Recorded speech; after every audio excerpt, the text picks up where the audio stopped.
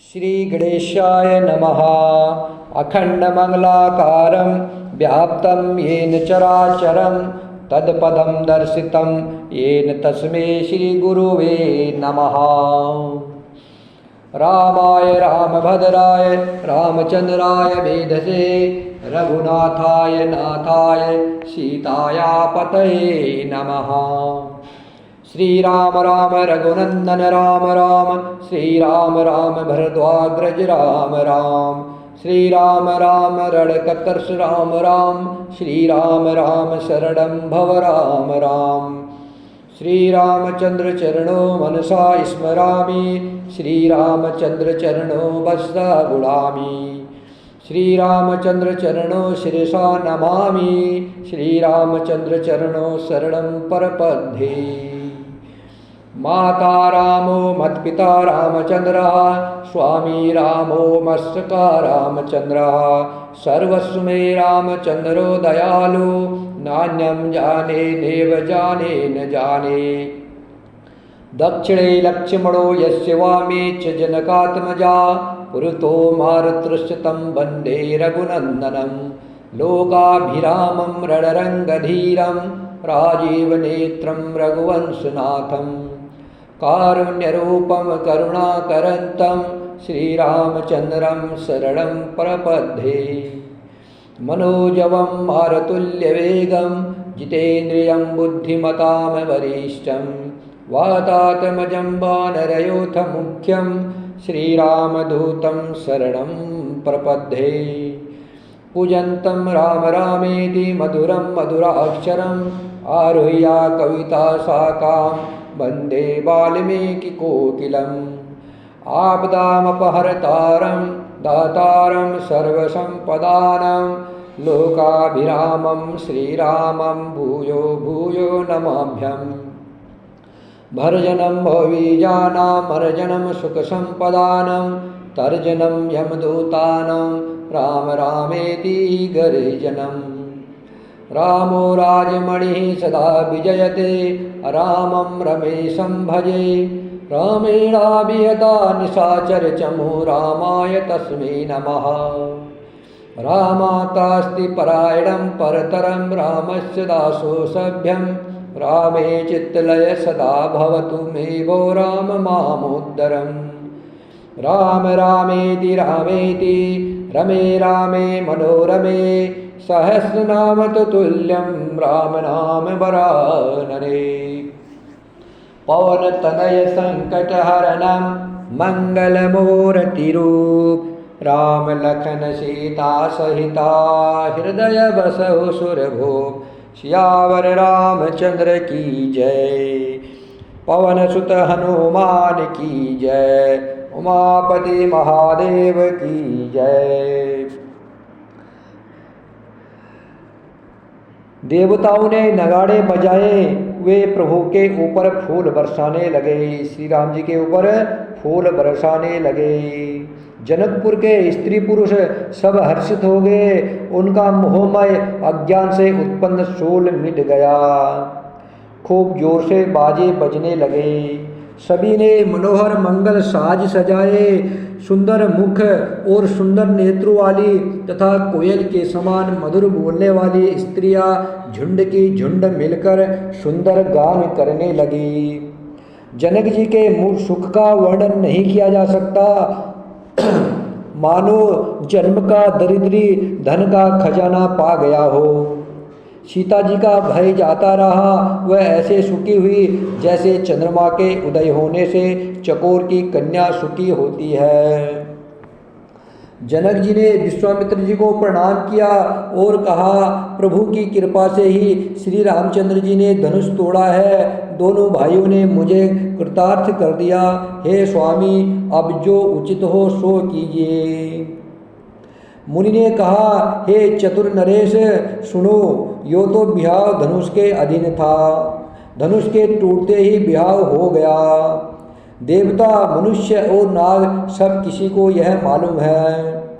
तथापि तुम जाकर अपने कुल का जैसा व्यवहार हो ब्राह्मणों कुल के बूढ़ों और गुरुओं से पूछकर और वेद में वर्णित जैसा आचार हो वैसा करो। जाकर के अयोध्या को दूत भेजो जो राजा दशरथ जी को बुला लाएंगे। राजा ने प्रसन्न होकर कहा, हे कृपालु, बहुत अच्छा। और उसी समय दूतों को बुलाकर भेज दिया। फिर सब महाजनों को बुलाया और सबने आकर राजा को आदरपूर्वक सिर नवाया। फिर राजा जनक ने कहा, बाजार, रास्ते, घर, देवालय और सारे नगर को चारों ओर से सजाओ। महाजन प्रसन्न होकर चले और अपने अपने घर आए। फिर राजा ने नौकरों को बुला भेजा और उन्हें आज्ञा दी कि विचित्र मंडप सजाकर तैयार करो। यह सुनकर वे सब राजा के वचन सिर पर धरकर और सुख पाकर के चले। उन्होंने अनेक कारीगरों को बुला भेजा जो मंडप बनाने में कुशल और चतुर थे। उन्होंने ब्रह्मा की वंदना करके कार्य आरंभ किया और सोने के केले के खम्भे बनाने और पहले सोने के केले के खम्भे बनाए। हरी हरी मड़ियों के पत्ते और फल बनाए तथा पदराग मणिक के फूल बनाए। मंडप की अत्यंत विचित्र रचना देखकर ब्रह्मा का मन भी भूल गया। बांस सब हरी मणियों के सीधे और गांठों से युक्त ऐसे बनाए जो पहचाने नहीं जाते कि मणियों के हैं या साधारण है। सोने की सुंदर नागबेली पान की लता बनाई जो पत्तों सहित ऐसे भली मालूम होती थी कि पहचानी नहीं जाती थी। उसी नागबेली के रचकर और पचकारी करके बंधन बांधने की रस्सी बनाए। बीच बीच में मोतियों के सुंदर झालरें हैं। माणिक, पन्ने, हीरे और फिरोज इन रत्नों को चीर कर, कोर कर और पचकारी करके इनके लाल, हरे, सफ़ेद और फिरोजी रंग के कमल बनाए। भौरे और बहुत रंग के पक्षी बनाए जो हवा के सहारे गूंजते और कूजते थे। खम्भों पर देवताओं की मूर्तियां गढ़कर निकाली जो सब मंगल द्रव्य लिए खड़ी थी। गजमुक्ताओं के सहजी सुहावने अनेक तरह के चौके पुराए। नीलमणि को कोरकर अत्यंत सुंदर आम के पत्ते बनाए। सोने के बोर, आम के फूल और रेशम की डोरी से बंधे हुए पन्ने के बने फलों के गुच्छे सुशोभित है। ऐसे सुंदर और उत्तम बंधुवार बनाए मानो कामदेव ने फंदे सजाए हो। अनेकों मंगल कलश और सुंदर ध्वजा, पताका, पर्दे और चवर बनाए जिसमें मणियों के अनेक सुंदर दीपक है। उस विचित्र मंडप का तो वर्णन ही नहीं किया जा सकता है। जिस मंडप में साक्षात श्री जानकी जी दुल्हनी होगी, साक्षात जगदम्बा श्री जानकी जी दुल्हनी होगी, किस कवि की ऐसी बुद्धि है जो उसका वर्णन कर सके। जिस मंडप में रूप और गुणों के समुद्र श्री रामचंद्र जी दुल्हे होंगे वह मंडप तीनों लोकों में प्रसिद्ध होना ही चाहिए। जनक जी के महल की जैसी शोभा है वैसी ही शोभा नगर के प्रत्येक घर की दिखाई देती है। उस समय जिसने तिरहुत को देखा उसे 14 भुवन तुच्छ जान पड़ते हैं। जनकपुर में नीचे के घर भी उस समय जो संपदा सुशोभित थे उसे देखकर इंद्र भी मोहित हो जाता है। उस समय जिसने जनकपुरी को देखा है 14 भुवन भी उसको तुच्छ जान पड़ते हैं। जिस नगर में साक्षात लक्ष्मी जी कपट से स्त्री का सुंदर भेष बनकर बसती है उस पुर की शोभा का वर्णन करने में सरस्वती जी और शेष जी भी सकुचाते हैं। जनक जी के दूत श्री रामचंद्र जी की पवित्र पुरी अयोध्या में पहुँचे। सुंदर नगर देखकर वे हर्षित हुए। राजद्वार पर जाकर उन्होंने खबर भेजी। राजा दशरथ जी ने सुनकर उन्हें बुला लिया। दूतों ने प्रणाम करके चिट्ठी दी। प्रसन्न होकर राजा ने सवय उठकर उसे लिया। चिट्ठी बाँचते समय उनके नेत्र में जल, प्रेम और आनंद के आंसू छा गया। शरीर पुलकित हो गया और छाती भर आई। हृदय में राम और लक्ष्मण है, हाथ में सुंदर चिट्ठी है। राजा उसे हाथ में लिए ही रह गए। खट्टी मीठी कुछ भी कह न सके। फिर धीरज धरकर उन्होंने पत्रिका पढ़ी। सारी सच्ची बात सुन करके राजा दशरथ जी हर्षित हो गए। भरत जी ने अपने मित्रों और भाई शत्रुघ्न के साथ जहाँ खेलते थे वही समाचार पाकर वे आ गए। बहुत प्रेम से सकुचाते हुए पूछते हैं, पिताजी यह चिट्ठी कहाँ से आई है? हमारे प्राणों से प्यारे दोनों भाई राम और लक्ष्मण जी कहिए सकुशल तो है, और वह किस देश में है? स्नेह से स्नेह यह वचन सुन करके राजा ने फिर से चिट्ठी पढ़ी। चिट्ठी सुन करके दोनों भाई पुलकित हो गए। स्नेह इतना अधिक हो गया कि वह शरीर में समाता नहीं। भरत जी का पवित्र प्रेम देखकर सारी सभा ने विशेष सुख पाया। तब राजा दूतों को पास बैठाकर मन को हरने वाले मीठे वचन बोले, भैया कहो दोनों बच्चे कुशल से तो हैं? तुमने अपनी आंखों से उन्हें अच्छी तरह देखा है ना?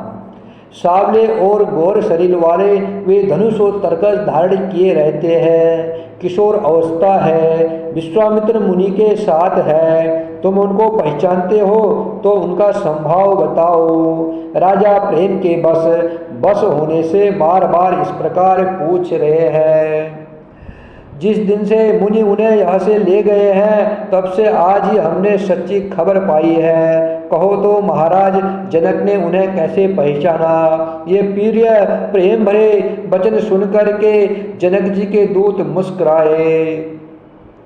दूतों ने कहा, हे राजाओं के मुकुटमणि सुनिए, आपके समान धन्य और कोई नहीं है, जिनके राम लक्ष्मण जैसे पुत्र है, जो दोनों विश्व के भूषण है। आपके पुत्र पूछने योग्य नहीं है। वे पुरुष सिंह तीनों लोकों के प्रकाश स्वरूप है, जिनके यश के आगे चंद्रमा मलिन और प्रताप के आगे सूर्य शीतल लगता है। हे नाथ, उनके लिए आप कहते हैं कि उन्हें कैसे पहचाना? क्या सूर्य को हाथ में दीपक लेकर देखा जाता है? सीता जी के स्वयंवर में अनेकों राजा और एक से एक बढ़कर योद्धा एकत्र हुए थे, परंतु शिवजी के धनुष को कोई भी नहीं हटा सका। सारे बलवान वीर हार गए। तीनों लोकों में जो वीरता के अभिमानी थे, शिवजी के धनुष ने सबकी शक्ति तोड़ दी। बाणासुर जो सुमेर को भी उठा सकता था, वह भी हृदय में हार कर परिक्रमा करके चला गया। और जिसने खेल से ही कैलाश को उठा लिया था, वह रावण भी उस सभा में पराजय को प्राप्त हुआ। हे महाराज सुनिए, वह रघुवंश मणि श्री रामचंद्र जी ने बिना ही प्रयास शिवजी के धनुष को वैसे ही तोड़ डाला जैसे हाथी कमल की डंडी को तोड़ डालता है। धनुष टूटने की बात सुनकर परशुराम जी क्रोध से भर आए और उन्होंने बहुत प्रकार से आंखें दिखलाई। अंत में उन्होंने श्री रामचंद्र जी का बल देखकर उन्हें अपना धनुष दे दिया और बहुत प्रकार से विनती करके वन को गमन किया। हे राजन, जैसे श्री रामचंद्र जी अतुलनीय बली है, वैसे ही तेज निधान श्री लक्ष्मण जी भी है, जिनके देखने मात्र से राजा लोग ऐसे काँप उठते हैं जैसे हाथी सिंह के बच्चे के ताकने से काँप उठते हैं। हे देव, आपके दोनों बालकों को देखने के बाद अब आंखें के नीचे कोई आता ही नहीं, अर्थात हमारी दृष्टि में कोई दूसरा चढ़ता ही नहीं। हमें श्री रामचंद्र जी ही दिखाई दे रहे हैं। प्रेम प्रताप और वीर रस में पगी हुई दूतों की वचन रचना सबको बहुत प्रिय लगी। सभा सहित राजा प्रेम में मग्न हो गए और दूतों को निछावर देने लगे। उन्हें निछावर देते देखकर यह नीति विरुद्ध है ऐसा कहकर दूत अपने हाथों से कान मूंदने लगे। धर्म को विचार कर उनका धर्मयुक्त बर्ताव देखकर सभी ने सुख माना। तब राजा ने उठ करके वशिष्ठ जी के पास जाकर उन्हें पत्रिका दी और आदर पूर्वक दूतों को बुलाकर सारी कथा गुरुजी को सुना दी। सब समाचार सुनकर और अत्यंत सुख पाकर गुरु बोले, पुण्यात्मा पुरुष के लिए पृथ्वी सुखों से छाई हुई है। जैसे नदियाँ समुद्र में जाती हैं, यद्यपि समुद्र को नदी की कामना नहीं होती है, वैसे ही सुख और संपत्ति बिना ही बुलाए स्वाभाविक ही धर्मात्मा पुरुष के पास जाती है। तुम जैसे गुरु, ब्राह्मण, गाय और देवताओं की सेवा करने वाले हो, वैसे ही पवित्र कौशल्या देवी भी है। तुम्हारे समान पुण्यात्मा जगत में न कोई हुआ है, न है और न कोई होने वाला ही है। हे राजन, तुमसे अधिक पुण्य और किसका होगा जिसके राम सरीके पुत्र है और जिसके चारों बालक वीर, विनम्र, धर्म का व्रत धारण करने वाले और गुरु के सुंदर समुद्र है। तुम्हारे लिए सभी कालों में कल्याण है। अतएव डंका बजवाकर बारात सजाओ और जल्दी चलो। गुरुजी के ऐसे वचन सुनकर हे नाथ बहुत अच्छा कहकर और सिर नवाकर तथा दूतों को डेरा दिलवाकर राजा महल में गए। राजा ने सारे रनिवास को बुलाकर जनक जी की पत्रिका बाँचकर सुनाई। समाचार सुनकर सब रानियां हर्ष से भर गई। राजा ने फिर दूसरी सब बातों का जो दूतों के मुख से सुनी थी वर्णन किया। प्रेम में प्रफुल्लित हुई रानियां ऐसे सुशोभित हो रही है जैसे मोरनी बादलों की गरज सुनकर प्रफुल्लित होती है। बड़ी बूढ़ी अर्थात गुरु की स्त्रियां प्रसन्न होकर आशीर्वाद दे रही है। माताएं अत्यंत आनंद में मग्न है। उस अत्यंत प्रिय पत्रिका को आपस में लेकर सब हृदय से लगाकर छाती शीतल करती है। राजाओं में श्रेष्ठ दशरथ जी ने श्री राम लक्ष्मण जी की कीर्ति और करनी का बारंबार वर्णन किया। यह सब मुनि की कृपा है, यह सब विश्वामित्र मुनि की कृपा है, ऐसा कहकर वे बाहर चले आए। तब रानियों ने ब्राह्मणों को बुलाया और आनंद सहित उन्हें दान दिया। श्रेष्ठ ब्राह्मण आशीर्वाद देते हुए चले। फिर भिक्षुकों को बुलाकर करोड़ों प्रकार की निशावरें उनको दी। चक्रवर्ती महाराज दशरथ के चारों पुत्र चिरंजीव हो यो कहते हुए वे अनेक प्रकार के सुंदर वस्त्र पहनकर चले। आनंदित होकर नगाड़े वालों ने बड़े जोर से नगाड़ों पर चोट लगाई। सब लोगों ने जब यह समाचार पाया तब घर घर बधावे होने लगे। 14 भुवनों में 14 लोकों में उल्लास भर गया कि जानकी जी और श्री रघुनाथ जी का ब्याह होगा। यह शुभ समाचार पाकर लोग प्रेम मग्न हो गए और रास्ते, घर तथा गलियां सजाने लगे। यद्यपि अयोध्या सदा सुहावनी है, यद्यपि अवध सदैव सुहावनी, रामपुरी मंगलमय पावनी। यद्यपि अवध सदैव सुधावनी, यद्यपि अवध सदैव सुहावनी, रामपुरी मंगलमय पावनी। तदपि प्रीति के प्रीत सुहाई, मंगल रचना रची बनाई। यद्यपि अयोध्या सदा सुहावनी है क्योंकि वह श्री राम जी की मंगलमयी पवित्र पुरी है, तथापि प्रीति पर प्रीति होने से वह सुंदर मंगल रचना से सजाई गई है। ध्वजा, पताका, पर्दे और सुंदर चौर से सारा बाजार बहुत ही अनूठा छाया हुआ है। सोने के कलश, तोरण, मणियों की झालरें, हल्दी, दूध, दही, अक्षत और मालाओं से लोगों ने अपने अपने घरों को सजाकर मंगलमय बना दिया। गलियों को चतुर्सम से सींचा और द्वारों पर सुंदर चौक पुराए। बिजली की सी कांति वाली, चंद्रमुखी, हिरण के बच्चे के से नेत्र वाली और अपने सुंदर रूप से कामदेव की स्त्री रति का अभिमान, रति के अभिमान को छुड़ाने वाली सुहागिनी स्त्रियां सभी 16 श्रृंगार सजकर जहाता झुंड की झुंड मिलकर मनोहर वाणी से मंगल गीत गा रही है। जिनके सुंदर स्वर को सुनकर के कोयल भी लजा जाती है। राजमहल का वर्णन कैसे किया जाए, जहाँ विश्व को विमोहित करने वाला मंडप बनाया गया है। अनेकों प्रकार के मनोहर मांगलिक पदार्थ शोभित हो रहे हैं और बहुत से नगाड़े बज रहे हैं। सुंदर स्त्रियां श्री रामचंद्र जी और श्री सीता जी का नाम ले लेकर मंगल गीत गा रही हैं। उल्लास बहुत है और महल अत्यंत ही छोटा है, इससे मानो वह उल्लास चारों ओर उमड़ चला गया।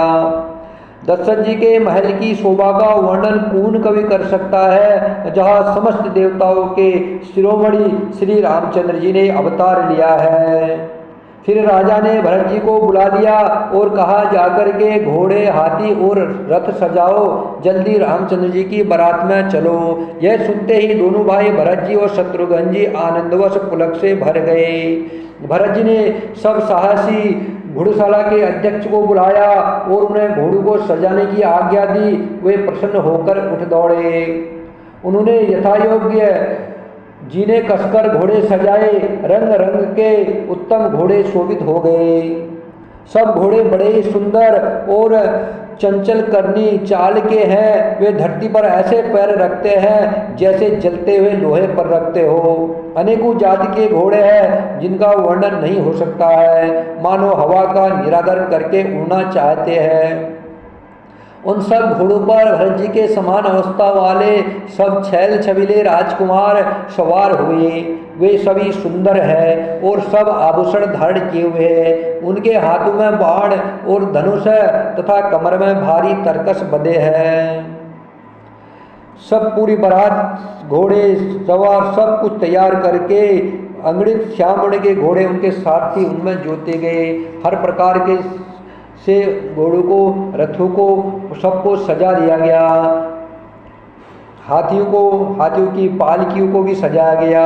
अनेक प्रकार के पालकियां बनाई गई और सारे ब्राह्मण, सब ब्राह्मणों के समूह हैं, पालकियों में बैठ करके सब वेदों के छंद ही ऐसे लगता है। सारे ब्राह्मण हाथियों में आज जो पालकियाँ सजाई गई थी उन पालकियों में बैठे, उन सबको देखकर ऐसा लगता है वेदों के छंद ही शरीर धारण कर आ गए हैं।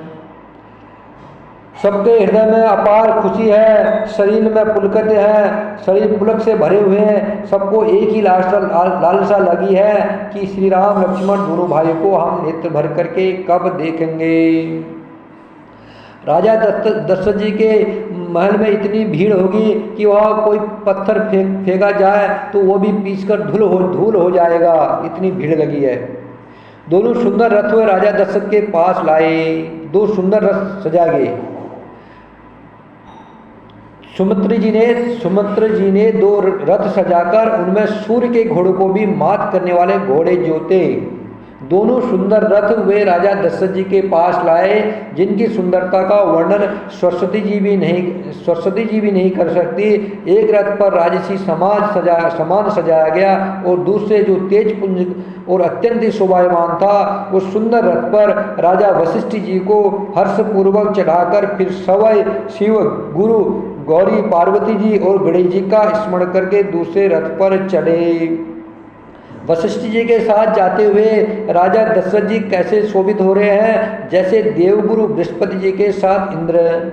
वेद की विधि से और कुल की रीति के अनुसार सब कार्य करके तथा सबको सब प्रकार से सजे देख करके श्री रामचंद्र जी का स्मरण करके गुरु की आज्ञा पाकर पृथ्वीपति दशरथ जी शंख बजाकर चले। बारात देखकर देवता हर्षित हुए और सुंदर मंगलदायक फूलों की वर्षा करने लगे। बड़ा शोर मच गया, घोड़े और हाथी गरजने लगे। आकाश में और बारात में दोनों जगह बाजे बजने लगे। आकाश में देवता लोग बाजे बजाने लगे और यहाँ बाराती लोग बाजे बजाने लगे। देवताओं और मनुष्य की स्त्रियां सुंदर मंगल गान करने लगी और रसीले राग से सहनाइयाँ बजने लगी। घंटे घंटियों की ध्वनि का वर्णन नहीं हो सकता। पैदल चलने वाले सेवकगण अथवा पट्टेबाज कसरत के खेल कर रहे हैं और पहरा रहे हैं। आकाश में ऊंचे उछलते हुए जा रहे हैं। हंसी करने में निपुण और सुंदर गाने में चतुर विदूषक तरह तरह के तमाशे कर रहे हैं। सुंदर राजकुमार मृदंग और नगाड़े के शब्द सुनकर घोड़ों को उन्हीं के अनुसार इस प्रकार नचा रहे हैं कि वह ताल के बंधन से जरा भी डिगते नहीं। चतुर नट चकित होकर यह देख रहे हैं। बारात ऐसी बनी है कि उसका वर्णन करते नहीं बनता। सुंदर शुभदायक शकुन हो रहे हैं। नीलकंठ पक्षी बाई ओर चारा ले रहा है, मानो संपूर्ण मंगलों की सूचना दे रहा हो। दाहिनी ओर कौवा सुंदर खेत में शोभा पा रहा है। नेवले का दर्शन भी सब किसी ने पाया। तीनों प्रकार की शीतल मंद सुगंधित हवा अनुकूल दिशा में चल रही है। श्रेष्ठ सुहागनी स्त्रियां भरे हुए घड़े और गोद में बालक लिए आ रही है। लोमड़ी फिर कर बार बार दिखाई दे जाती है। गाय सामने खड़ी बछड़े को दूध पिलाती है। हरिणों की टोली बाई ओर से घूमकर दाहिनी ओर को आई, मानो सभी मंगलों का समूह दिखाई दिया। सफेद सिर वाली चील विशेष रूप से कल्याण कह रही है। श्यामा बाई और सुंदर पेड़ पर दिखाई पड़ी। दही मछली और दो विद्वान ब्राह्मण हाथ में पुस्तक लिए हुए सामने आए। सभी मंगलमय कल्याणमय और मनोवांछित फल देने वाले शकुन मानो सच्चे होने के लिए एक ही साथ हो गए। सवै सगुण वर्मा जिसके सुंदर पुत्र है, उसके लिए सब मंगल शकुन सुलभ है। जहाँ श्री रामचंद्र जी सरी के दुल्हा और सीता जी जैसी दुल्हनी है तथा दशरथ जी और जनक जी जैसे पवित्र समधी है, ऐसा ब्याह सुनकर मानो सभी शकुन नाच उठे और कहने लगे कि अब ब्रह्मा जी ने हमको सच्चा कर दिया। इस तरह बारात ने प्रस्थान किया। घोड़े हाथी गरज रहे हैं और नगाड़ों पर चोट लग रही है। सूर्य वंश के पताका स्वरूप दशरथ जी को आते हुए जान करके जनक जी ने नदियों पर पुल बंधवा दिए। बीच बीच में ठहरने के लिए सुंदर पड़ाव बनवा दिए, जिनमें देवलोक के समान संपदा छाई है। और जो बारात के सब लोग अपने अपने मन की प्रसन्न के अनुसार सुहावने उत्तम भोजन बिस्तर और वस्त्र पाते हैं। मन के अनुकूल नित्य नए सुखों को देखकर सभी बारातियों को अपने घर भूल गए।